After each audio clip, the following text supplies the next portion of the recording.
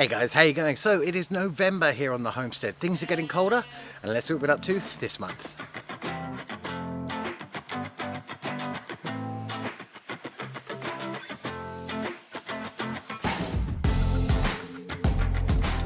Hey guys, how you going? So before we go any further, I'd just like to say, this is my last video before Christmas, so the next video will be coming out on Christmas Day. If you're struggling to find a present for someone, or if you would just like to help support me and the channel, then this year why not consider buying one of my books. These were written a couple of years ago now. Sofie was the first book I ever wrote, and Slaves of the Basilisk is the second book. As you can see in the hardback, they are lovely looking books. They go really well together as a set, so if you want to buy both of them. They are available from Amazon, and of course you can get them gift wrapped and sent to your friends or family directly from Amazon, so it really cuts down on the things that you have to do for Christmas.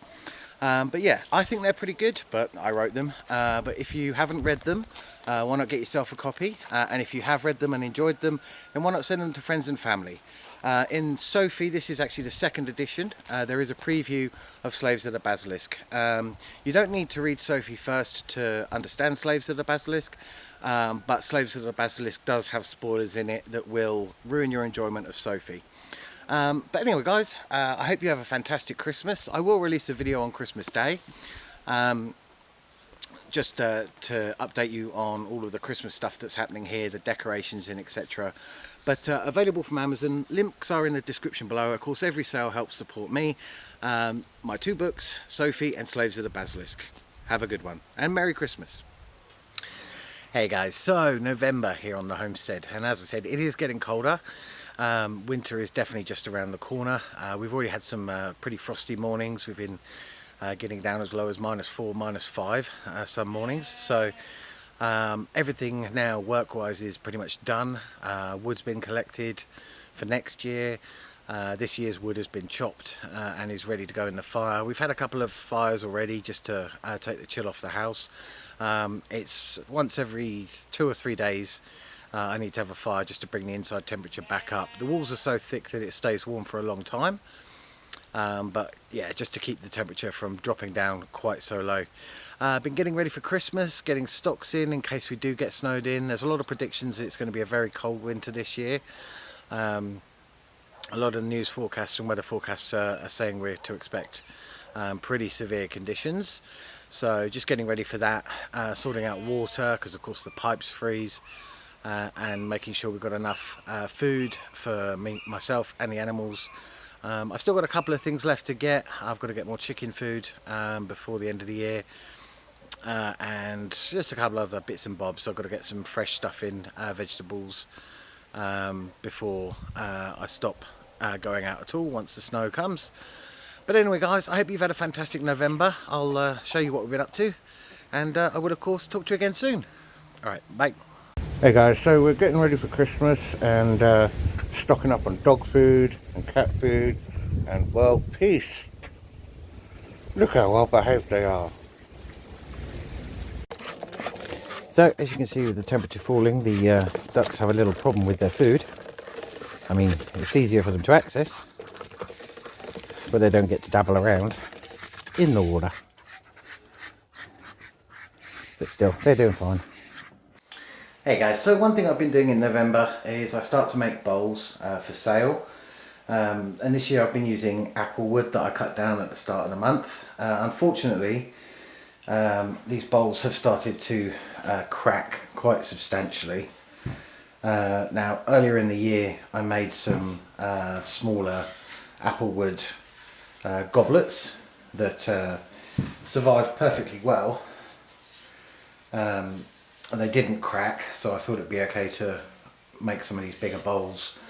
But even this one, which has only cracked a little bit, has cracked substantially. They're lovely bowls still, but unfortunately I won't be able to sell these. And I stopped making them as soon as I saw the first signs of cracking. I tried different levels of oiling. This one has no oil on it. This one has a lot of oil on it. This one also has a lot of oil. But it doesn't seem, no matter what I do, they all crack substantially. I mean, this one is firewood. This one I'll probably keep, but these will all end up in the fire next year. And I think I'll just have to wait until the wood's a bit more seasoned before I do any more turning of bowls this year.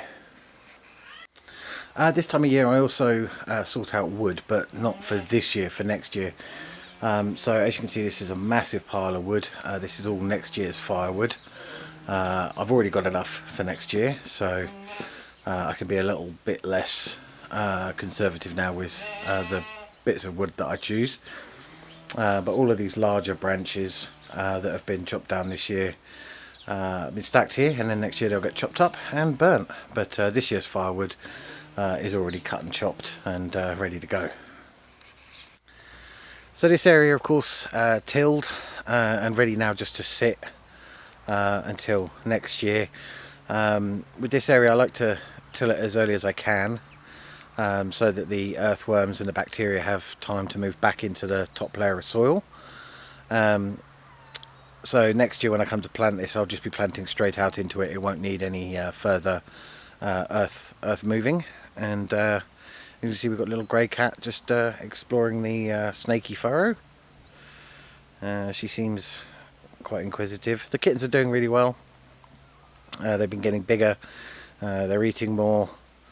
Yeah, they're doing fine. And yeah, so this is its bit of ground tilled and ready for next year. We'll be planting peas, lettuce, and a few other things for the chickens in here. So this is this year's Christmas tree. Tilly's just investigating it. I have a little Christmas tree because I hang it up from the ceiling. It hangs down in a bucket so that the dogs can't get to it. This year's came from Lidl. Last year I got one from a DIY store, and it's doing really well. But the ones I get from supermarkets don't tend to do so well after Christmas when I plant them out. Unfortunately, this was all I could get this year. Hopefully it's fine, and hopefully it'll live on, but it'll definitely survive for Christmas. But yeah, so that's this year's Christmas tree. An absolute bargain from Lidl, much cheaper than the landscaping product that I used last year. But the kittens have come to investigate, and yeah, Christmas just around the corner. Of course, I don't decorate until the 1st of December, so I won't be in this video, but I will be putting out a Christmas special video on Christmas Day, which will show all of the decorations and stuff that I've done to celebrate Christmas this year. Hey guys, so these tubs, they were the tubs I used this year for growing chilies, cucumbers and tomatoes, but I had them up against the chicken coop last year, and it just turns out they were too inaccessible. Once the other crops that I put in front of them grew up, I wasn't able to get to these to weed them and look after them properly. So this year I've moved them here just next to the big raised bed that I built. In there we're going to do potatoes, I think. But these, I'll do some chilies again, because I've learnt how to make fermented chili sauce, a Tabasco style sauce. So I'll be growing a lot of jalapenos this year, well, next year.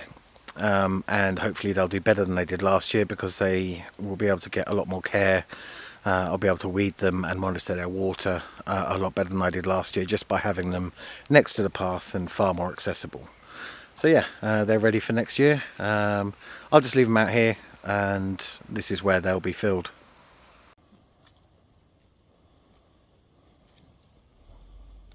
It's taken me forever to train her to do this, but we finally have. Get on down.